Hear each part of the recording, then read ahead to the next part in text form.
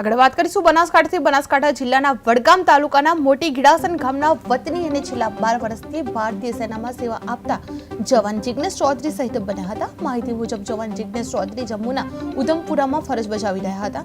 રજાએ ઘરે પરત ફરતા સમયે તેઓ ફિરોઝપુર કેન્ટથી જમ્મુ તાવી સાબરમતી એક્સપ્રેસ ટ્રેનમાં સવાર થયા હતા.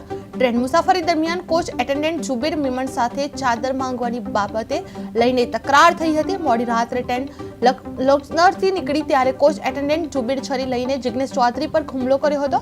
આ ગંભીર રીતે ઘાયલ થયેલા જવાનને બચાવી શકાયા નહોતા અને તેઓ શહીદ બન્યા હતા. ઘટનાની જાણ થતાં જીઆરપી અને આરપીએફ તંત્ર હરકતમાં આવ્યું હતું અને આરોપી કોચ એટેન્ડન્ટ જુબેર મેમણને ઝડપી લીધો છે.